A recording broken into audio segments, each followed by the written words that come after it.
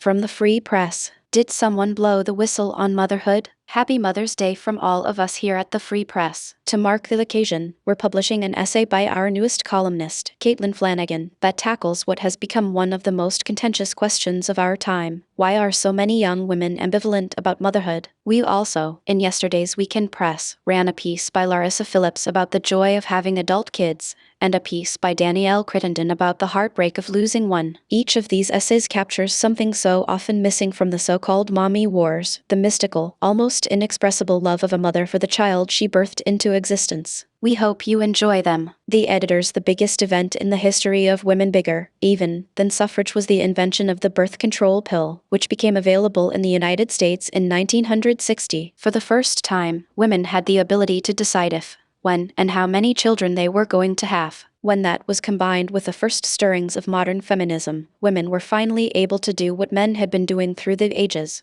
break into factions and tear each other apart. The mommy wars will bury us all. The mommy wars were originally a project of the 1980s and centered on a question still at the heart of the current iteration: if a woman can afford to stay home with her children, should she do it? At this point, about 70% of American mothers either work or are looking for work, many of them because they cannot afford not to, which would seem to make the question moot. Even Working Mother magazine ESD 1979 threw in the towel a few years ago, because how many things can a career woman do with a rotisserie chicken? Over the past 2 decades, however, a much more consequential division between young women has quietly and then loudly emerged: the one between mothers and women who are child-free by choice, as they often put it. I know many such women, and you probably do too. If so, you can attest that they don't seem torn up by the decision. In fact, they made it in exactly the way men beg women to make decisions, logically and on the merits. They know that having a baby would unmoor them from many things they cherish about their lives: the freedom to do whatever they want, untethered by round-the-clock responsibility. They have hopes and dreams about their futures, and they want their earnings to go toward fulfilling them, not toward parenthood. Most of all, they know that babies are a lot of work and that women do most of it. They want to sleep on their own schedules, not on baby time.